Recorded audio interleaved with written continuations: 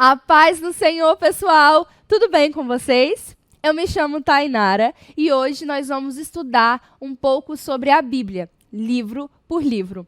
Essa é a lição de número 6 da revista dos pré-adolescentes, que tem como tema base a Bíblia, um livro inspirado. Hoje eu quero convidar você a conhecer um pouquinho mais sobre cada livro da Bíblia. Você aceita esse desafio? Sim? Então feche o seu olho aí na sua casa e ore junto comigo para que Deus esteja nos abençoando. Senhor Deus, muito obrigada, Pai, por esse dia. Senhor, nós glorificamos a Ti por tudo que o Senhor tem feito, Pai, nas nossas vidas. Deus, Tu és um Deus presente, Pai, que se importa com cada um de nós. Tu és um Pai de amor, Pai, que tem curado as nossas feridas, que tem ouvido as nossas orações. Por isso, nesse momento, Senhor Deus, nós clamamos a Ti, para que o Senhor, Deus, em Sua infinita misericórdia, venha estar, ó Deus, abrindo as nossas mentes, Pai, trazendo uma chama, ó Deus, grandiosíssima para o nosso coração, para que nós venhamos entender tudo aquilo que vai ser estudado e venhamos aplicar nas nossas vidas e levar para muitas outras vidas, Senhor. Fica conosco nessa manhã maravilhosa de domingo. Fala abundantemente, poderosamente, ricamente, Deus, aos nossos corações, Pai. É isso que nós te pedimos e também te agradecemos, ó Deus. No nome de Jesus. Amém. Bom, pré-adolescentes queridos que estão aí me escutando, você que é jovem ou é adulto que está me escutando também, seja aqui na nossa cidade, aqui da nossa igreja Assembleia de Deus Marcas do Evangelho, ou de outras igrejas, ou de outros lugares do mundo que estão me ouvindo nesse momento, nós estamos estudando a lição de número 6, ou episódio de número 6, da nossa Escola Bíblica Dominical. Nós estamos falando um pouquinho sobre a Bíblia em cada lição, porque quando chegar no final, nós vamos ter um desfecho maravilhoso. Por isso, se você perdeu alguma aula, se você perdeu algum assunto sobre a inspiração da Escritura, traduções bíblicas, sobre revelação geral, especial, eu quero convidar você a estar assistindo às aulas anteriores para que você fique por dentro de tudo. É só clicar aqui no nosso canal, na playlist EBD dos pré-adolescentes, que você vai estar por dentro de tudo que está acontecendo, ok? Aproveite para deixar o seu joinha nesse vídeo, compartilhar ele com os seus amigos, para que mais pessoas possam ter acesso a essa aula. Que Deus abençoe a sua vida poderosamente. Sejam todos bem-vindos a mais uma lição. Muito bem, se você quer aprender um pouco mais sobre cada livro da Escritura, fica aqui nessa aula que está cheia de desafios e quadros muito divertidos para que a gente venha aprender absolutamente tudo que está preparado para essa aula. O primeiro desafio já é um desafio conhecido aqui no canal, que é quem encontra primeiro o versículo e o capítulo do dia na nossa Bíblia Devocional. Caso você não conheça a nossa Bíblia Devocional, ela é a devocional do Robert McShane, é exatamente a Bíblia que você tem na sua casa, porém, o diferencial dela é que ela está dividida em dias do ano. Para quê? Para que a gente venha ler a Bíblia todinha durante um ano. A Bíblia toda, os Salmos 2 vezes e o Novo Testamento 2 vezes. Então, quem começou a ler a Bíblia no dia 1º de janeiro, quando chegar no dia 31 de dezembro, vai ter lido toda a Bíblia. E muitos adolescentes, pré-adolescentes, todos os irmãos da nossa igreja possuem essa Bíblia, então nós fazemos um desafio. Ah, não tenho essa Bíblia. Não tem problema, você pode participar do desafio também. Vai aí na sua casa e eu quero ver se você encontra o capítulo e o versículo do dia mais rápido do que eu. Apenas quando eu falar que encontrei e falei a página é referente a essa Bíblia aqui, ok? Então vamos lá. O livro que a gente vai encontrar nessa manhã é Hebreus 10, 1 a 9.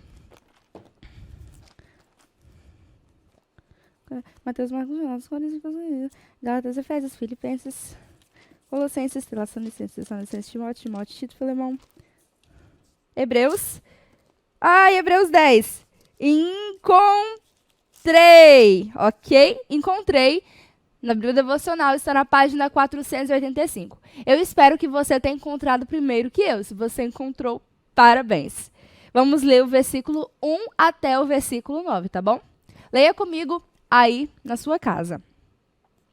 Porque tendo lei, a sombra dos bens futuros e não a imagem exata das coisas, nunca pelos mesmos sacrifícios que continuamente se oferecem cada ano, pode aperfeiçoar os que a ele se achegam. De outra maneira, teriam deixado de se oferecer, porque purificados uma vez os ministrantes, nunca mais teriam consciência do pecado. Nesses sacrifícios, porém, cada ano se faz comemoração dos pecados, porque é impossível que o sangue dos touros e dos bodes tire os pecados.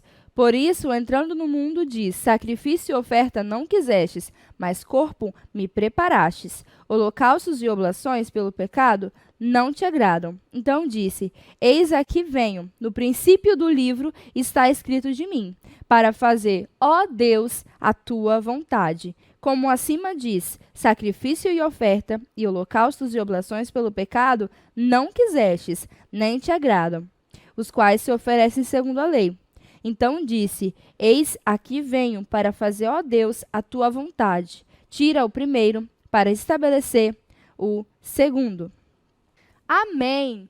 Bom, pessoal, para a gente começar a entender esse versículo aqui, a gente tem que lembrar de uma coisa. Toda a Bíblia tem 66 livros, mas ela é dividida em 2. Quais são as divisões? Antigo Testamento e Novo Testamento. O Antigo Testamento, ele também é subdividido, porque lembrando que a Bíblia é uma junção de vários livros, ok? Isso que é o significado da palavra Bíblia, é a junção de vários livros. Esses livros, eles estão organizados, graças a Deus por isso. Então, a primeira informação para você é que esses livros, eles não estão em ordem cronológica, eles estão em ordem de assuntos. Vocês sabem quais são os assuntos do Antigo Testamento? Da Velha Aliança? Não sabe? Bom, então eu vou fazer o nosso quadro de hoje. E qual é o quadro de hoje, professora?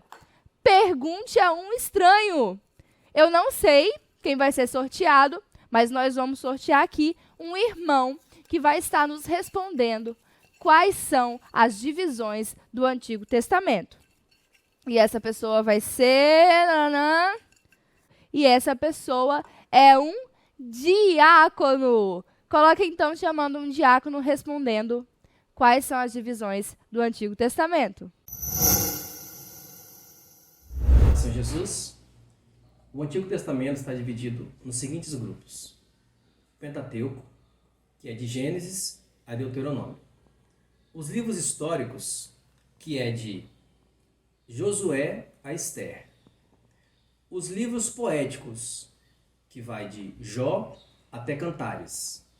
Os livros proféticos, divididos em profetas maiores, de Isaías a Daniel, e os profetas menores, de Oséias a Malaquias. Amém? A paz do Senhor Jesus. Muito obrigada pela sua participação.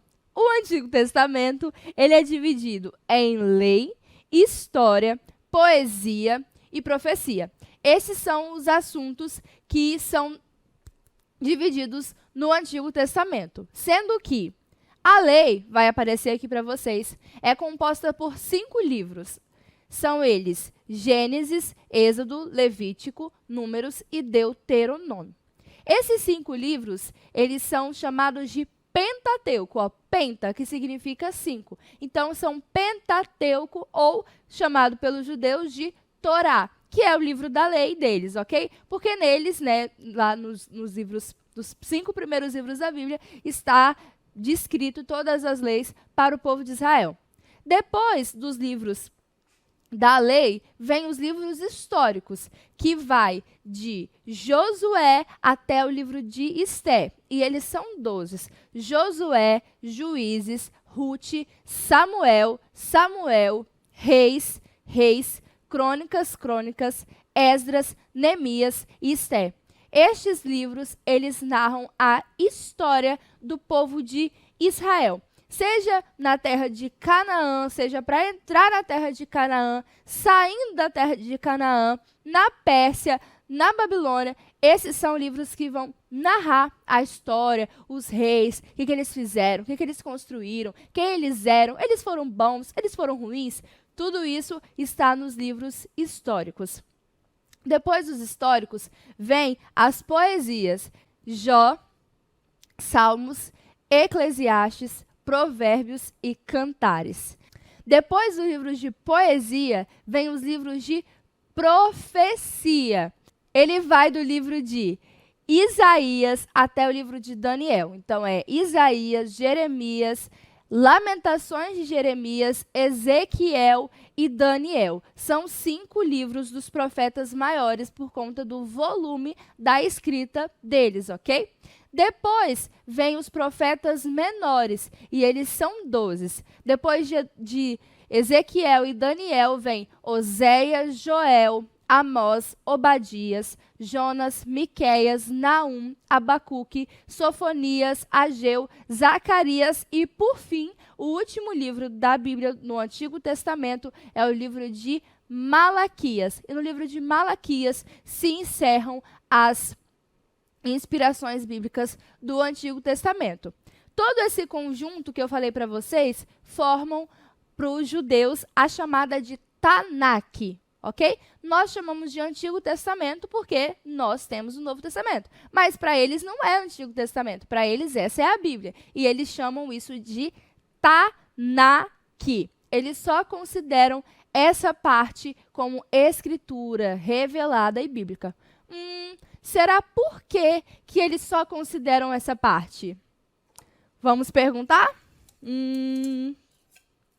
Quem vai responder é o pastor. O pastor vai responder por que os judeus só consideram a Tanakh como escritura.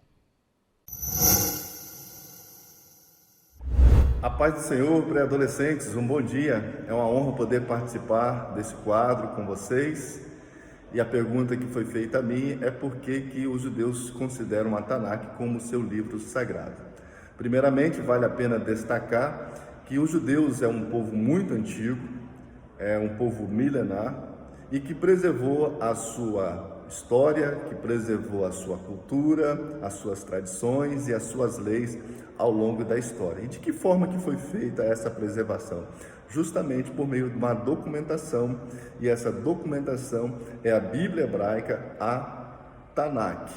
E como que se deu isso? Isso se deu por meio de uma canonização, que foi feita por meio de um exame desses livros, desses manuscritos que foram encontrados, verificados a sua legitimidade, a sua inspiração, e a partir desse exame cuidadoso, ele foi separado e canonizado, ok?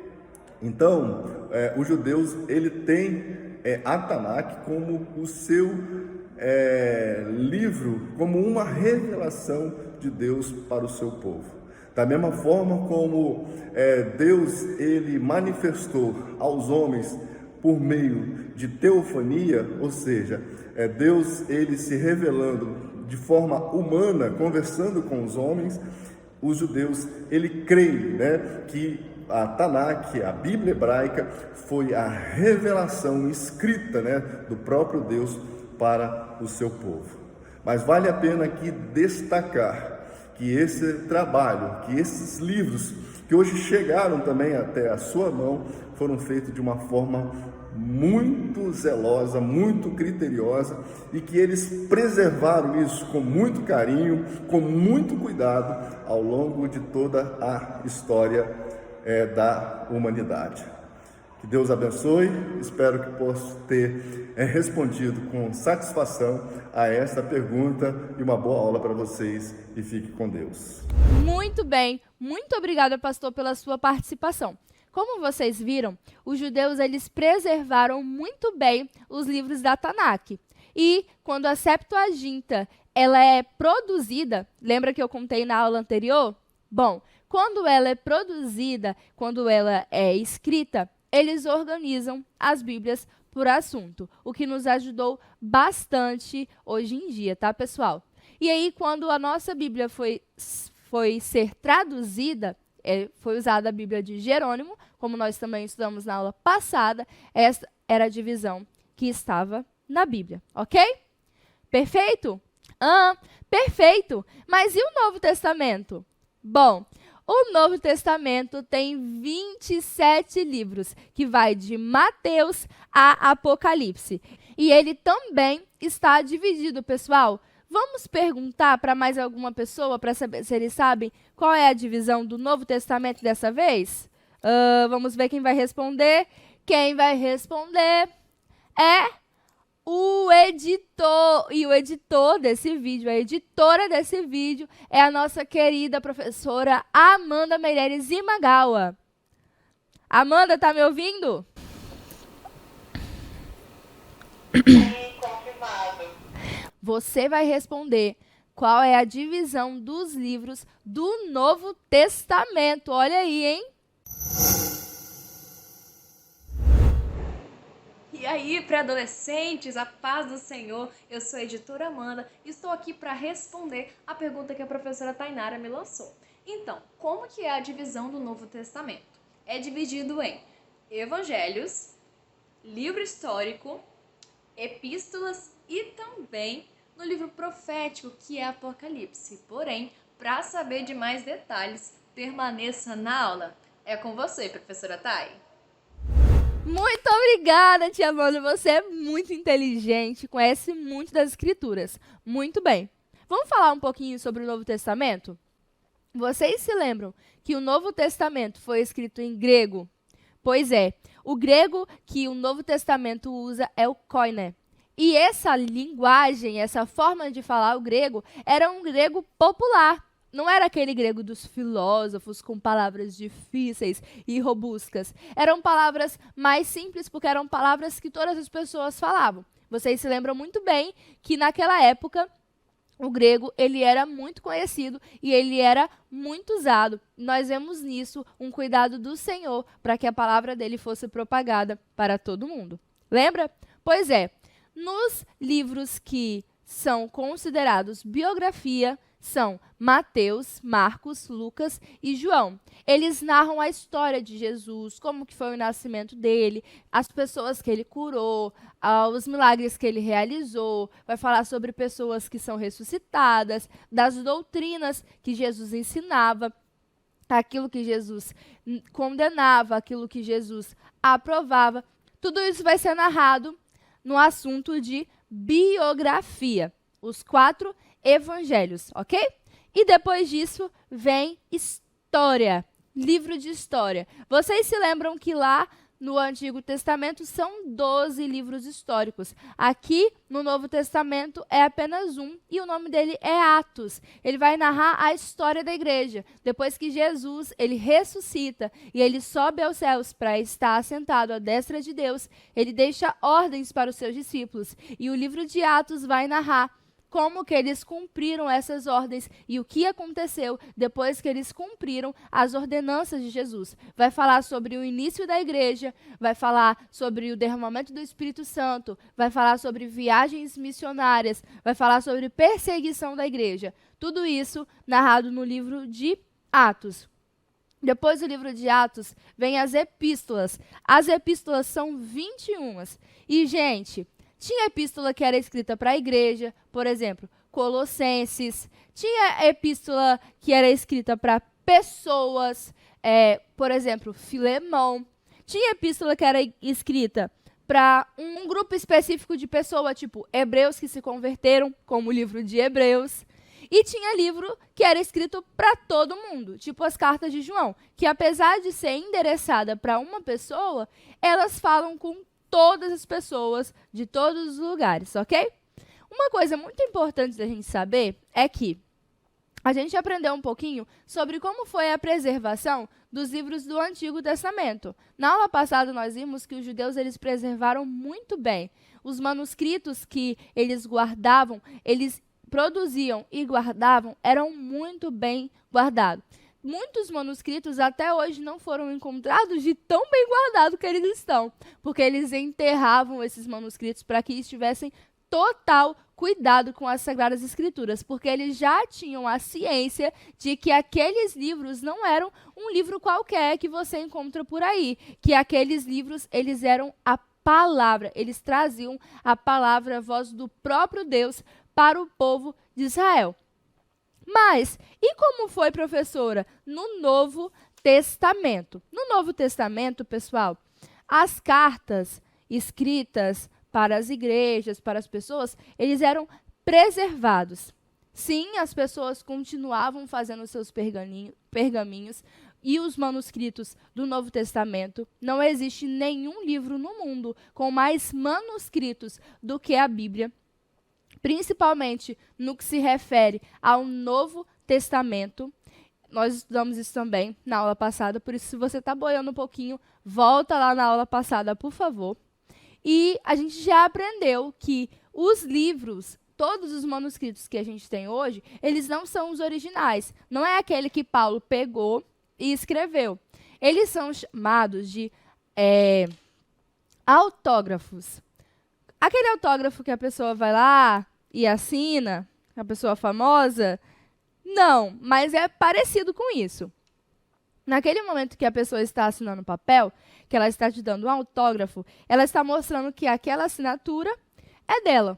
Ela vem, pega um livro e assina no livro. Ó, esse livro é meu, eu que estou te dando, está aqui minha assinatura original.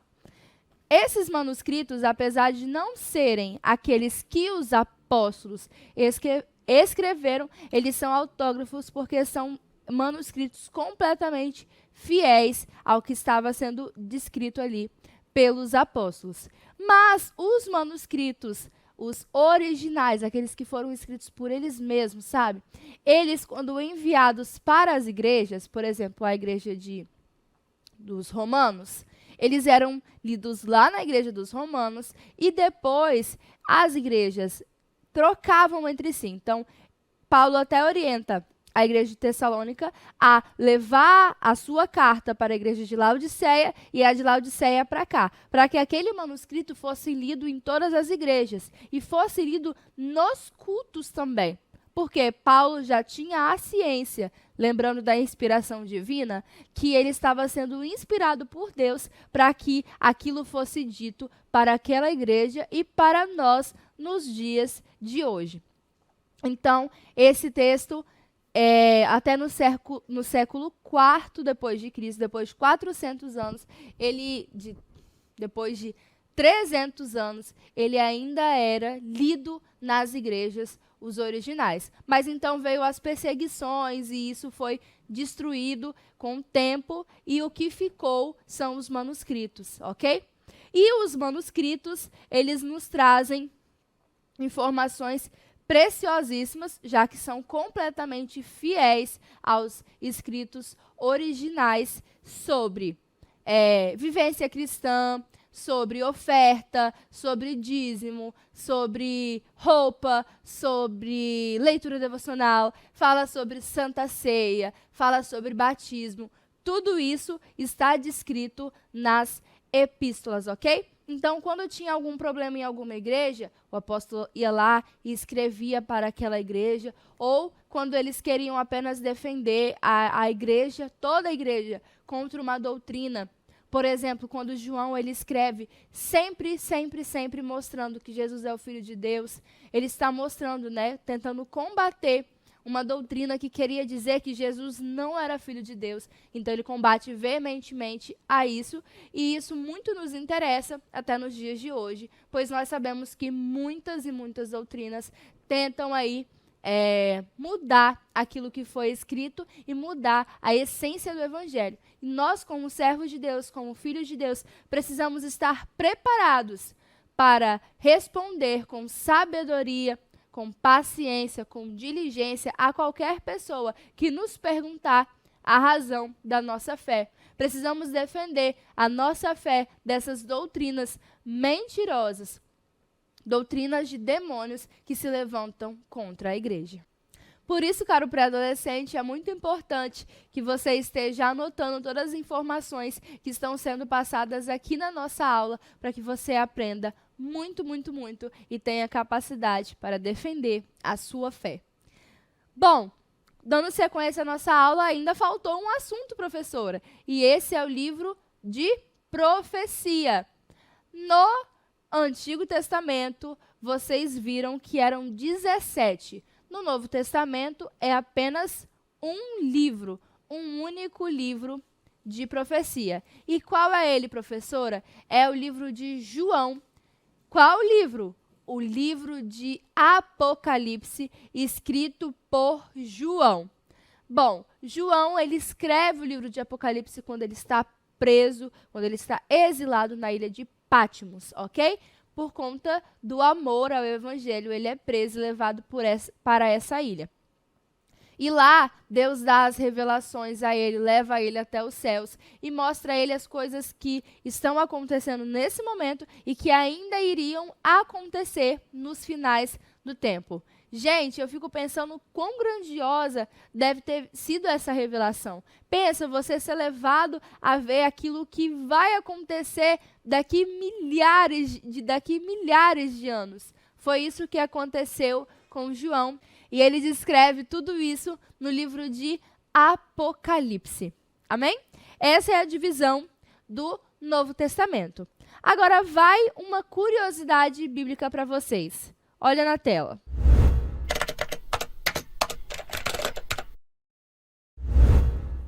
A Bíblia, como nós conhecemos hoje, ela não era dividida assim, ok? Vocês podem se lembrar que no Antigo Testamento, Novo Testamento, foi tudo escrito em pergaminhos, foi tudo escrito em pedras. Então, as pessoas, elas não faziam as divisões que nós fazemos hoje. As divisões, elas eram diferentes. Por isso, se você pegar lá a Bíblia dos judeus, você vai perceber que são 22 livros e não 39. Por quê, professora? Porque eles colocaram todos os profetas menores em um só livro. Também mexeram em algumas coisas dos históricos para que tivessem menos livros, ok? Porque não eram livros como é hoje. Eram pergaminhos, eram coisas grandiosas, né, para você guardar. E eles guardavam tudo isso direitinho, mas a divisão era diferente. Mas todos os livros são iguais. Todo texto é igual, só mudava a divisão. Mas, professora, e os versículos e os capítulos, como que eles faziam para dividir? Pessoal, não tinha nem versículo e nem capítulo. Era a leitura do livro todo, direta, sequencial, sem pausas, sem capítulos, sem versículos. O que é interessante a gente perceber e descobrir aqui na nossa curiosidade histórica de hoje é que a Bíblia ela foi dividida em capítulos. Em 1250, a Bíblia foi dividida em capítulos pelo cardeal, Hugo de Saint Clair, ok? Então, ela foi dividida em capítulos. Em 1445, o Antigo Testamento foi dividido já tinha sido dividido em capítulos, foi dividido em versículos também, pelo Rabi Natan. E ele ficou com 929 capítulos e 23.214 versículos. Aí, no ano de 1551, o Novo Testamento foi dividido também em capítulos e versículos por Robert Stevens. E aí ele ficou com 260 capítulos e 7.959 versículos. Juntando o Antigo Testamento com o Novo Testamento, dá um total de 1.189 capítulos e 31.173 versículos. Tudo isso, pessoal, para facilitar a nossa leitura, para a gente encontrar melhor onde está o texto, mas antigamente não era assim. Deveria ser mais difícil, né? Você tinha que ir lá, escolher o pergaminho, e aí você vai lendo, até encontrar ali o versículo, não tinha versículo, a parte exata que você quer. E aí imagina na igreja o pastor falando para as pessoas abrirem. Abre aí, vão encontrar aquela parte que fala sobre. Então, facilitou muito para as pessoas encontrarem os capítulos e os versículos, encontrarem o texto mais fácil. Mas, professora, todos esses versículos, esses capítulos, eles falam sobre coisas diferentes, mas existe uma coisa central que toda a Escritura vai dizer desde o primeiro capítulo, desde o primeiro versículo, desde no princípio criou Deus os céus e a terra, até o último versículo, que a graça do Senhor esteja com vocês. Eles dizem sobre uma mesma coisa. Uma mesma coisa. Você sabe o que é? Não? Vamos perguntar então? Vamos perguntar para o diácono. Quem vai responder a nossa pergunta é um diácono. A paz do Senhor, meus irmãos, tudo bem? A irmã Tainara me botou numa enrascada aí de estar respondendo uma pergunta de qual é o tema central de toda a Escritura. E nós poderíamos responder com vários significados, creio eu que uma delas poderia ser a redenção, a salvação das nossas vidas, né? Mas o que eu tenho aprendido com os nossos pastores, que de Gênesis e Apocalipse só tem um tema central, que é Jesus Cristo, o Filho de Deus. É por isso que quando nós vemos nas Escrituras, desde o início até Apocalipse, nós vamos ver que Jesus, ele sempre esteve desde o início até o final. Então, desde Gênesis a Apocalipse, Jesus Cristo, ele é a resposta, ele é o tema central de toda a Escritura. Como o pastor Jairo tem nos ensinado, quando Deus resolveu falar algo nas Escrituras, a primeira coisa que ele disse foi que ele fez uma promessa a seu filho, e que essa promessa seria que ele iria dar uma noiva imaculada e redimida pelo sangue de Jesus Cristo. Então, o tema central de toda a Escritura é Jesus Cristo, e sempre foi e sempre será. Amém? Espero ter respondido essa pergunta. Até a próxima. Pai do Senhor, e fiquem com Deus. Muito bem, meu irmão. Muito obrigada pela sua participação. Toda a Escritura, toda a Escritura vai dizer sobre uma mesma coisa. E essa coisa preciosa que ela fala é Jesus. De cima a baixo, por todos os lados, as Escrituras vão falar sobre Jesus.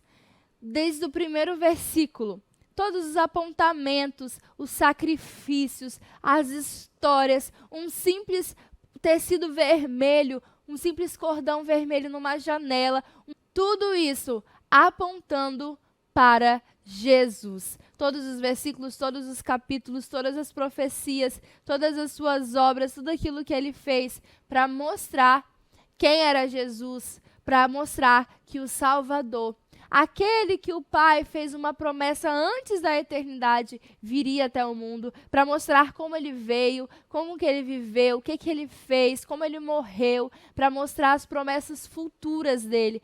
Tudo sobre ele, o Rei da Glória.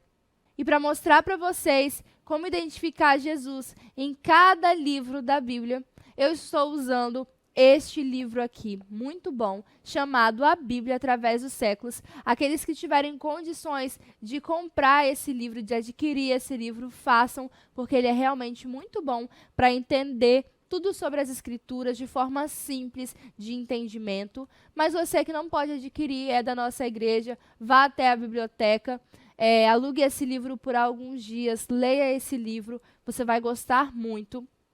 Vai aparecer na tela para vocês, mas eu vou ler para vocês quem é Jesus em cada livro, tanto do Antigo, tanto do Novo Testamento. Acompanha comigo.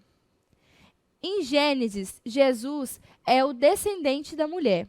Em Êxodo, ele é o Cordeiro Pascual. Em Levítico, ele é o sacrifício expiatório. Em Números, é a rocha ferida. Em Deuteronômio, ele é o profeta. Em Josué, ele é o capitão dos exércitos do Senhor. Em Juízes, ele é o libertador. Em Ruth, ele é o parente divino. Em Reis e Crônicas, ele é o rei prometido. Em Esther, ele é o advogado. Em Jó, ele é o nosso redentor. Em Salmos, é o nosso socorro e alegria.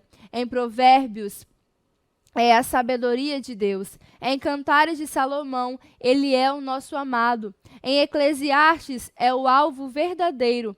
Nos profetas, ele é o Messias prometido. Nos evangelhos, ele é o Salvador do mundo. Nos Atos é o Cristo ressurgido, nas Epístolas é a cabeça da igreja e no Apocalipse ele é o Alfa e o Ômega, é o Cristo que volta para reinar. Glória a Deus por sua preciosa palavra e por tudo que ele é nas nossas vidas. Deixa eu te perguntar uma coisa. Quem é Jesus na sua vida? Ele já é o seu Salvador? Ele já é o seu Senhor? Você já conhece esse Jesus de pertinho, de ter intimidade com ele, comunhão com ele, dia após dia? Se a resposta for não, pré-adolescente, eu quero te fazer um convite nessa manhã. Se entregue verdadeiramente ao Senhor Jesus. Entregue a Ele toda a sua vida. Nós sabemos que nossas vidas, nossas mãos, tudo aquilo que fazemos é manchado pelo pecado, pela escolha que Adão e Eva fizeram lá no início. Mas sabemos que ainda não é tarde, que não está tudo perdido, porque o Senhor Deus, Ele se manifestou no nosso meio, Ele desceu até nós como um menino, cresceu, sentiu o que eu e você sente, passou por tudo aquilo que a gente passa sem nunca pecar. Ele morreu numa cruz para nos salvar, para que toda a ira que Deus tinha por conta dos nossos pecados fosse lançada sobre Ele. E lá na cruz, Ele recebeu toda a dor, todo o castigo que eu e você deveríamos receber. E quando ele recebe esse castigo e ele morre por conta desse castigo, ele não fica morto. Por quê? Porque ele era perfeito, ele era Deus, ele não tinha feito nada. Ele pagou por tudo aquilo que a gente fez e ele triunfou sobre a morte. Ele venceu a morte que nos afligia desde o livro de Gênesis, quando nós pecamos e viramos escravos da morte e do pecado. Mas naquele momento ele venceu a morte e ele trouxe a vida para cada um de nós. Ele foi morar no céu, mas ele deixou um selo, uma aliança para cada um de nós, que é o Santo Espírito. Ele deixou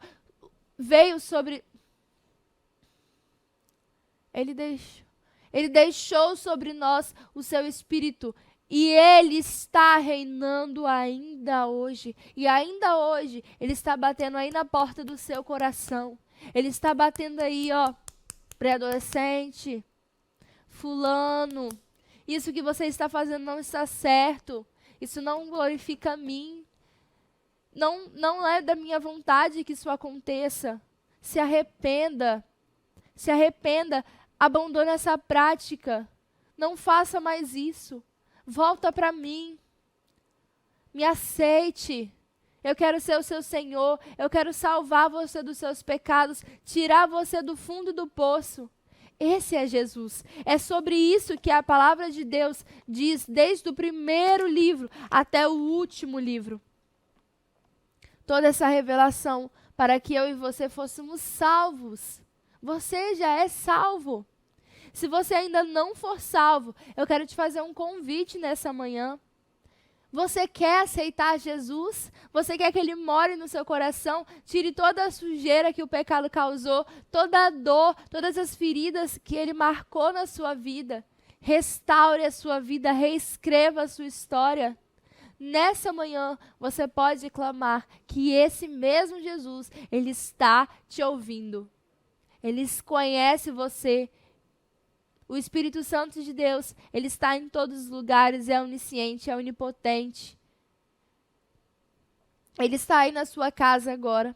Por isso, se você abaixar a sua cabeça e fazer uma oração e dizer para Ele que você quer receber Ele como seu Senhor e seu Salvador, Ele vai te receber. E no momento que você fizer isso, Ele vai apagar todas as suas transgressões, porque Ele já pagou. Ele vai apagar e vai escrever o seu nome no livro da vida. E você vai poder viver eternamente com Deus no céu. Se você quer fazer isso, se você quer tomar essa decisão, feche os seus olhos aí na sua casa e ore comigo. Senhor, nesse momento, eu quero que o Senhor me salve e seja o Senhor da minha vida. Em nome de Jesus. Amém. Eu espero que muitas pessoas tenham tomado essa decisão nessa manhã. Você que queria tomar essa decisão e ainda não tomou, não deixe para a última hora. Não deixe isso para depois. Não pense assim, quando eu crescer. Porque ninguém conhece o dia de amanhã. Ninguém sabe o que vai acontecer daqui 1, daqui 2, daqui 3 dias. Jesus, ele em breve vai voltar. Ou em breve você estará com ele. Todos nós estaremos com ele. Amém? Nesse momento, eu quero estar convidando você a estar ofertando na casa do Senhor. Sim, ofertando na casa do Senhor. Muito bem. Está passando o Pix, o PicPay e os dados bancários da igreja. Professora, eu não tenho esses recursos. Pode trazer a sua oferta, 10 centavos, 5 centavos, 10 reais, 50 reais, aquilo que você tiver vontade no seu coração, e entregar aqui na tesouraria da igreja. Fala, olha, essa aqui é a minha oferta, que o pastor, o tesoureiro, ele vai receber com muita alegria. E com certeza o Senhor vai se alegrar muito da sua oferta, daquilo que você tem entregado a ele. Amém? Vou dar só um tempinho para que vocês possam ofertar, para que nós venhamos encerrar a nossa aula de hoje.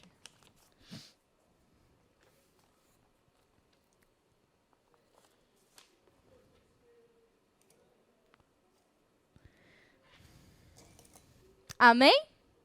Bom, minha oração é para que o Senhor te abençoe você e a sua família. Senhor Deus, eu peço que o Senhor venha estar abençoando cada lar, cada família, cada pré-adolescente que ofertou nessa manhã.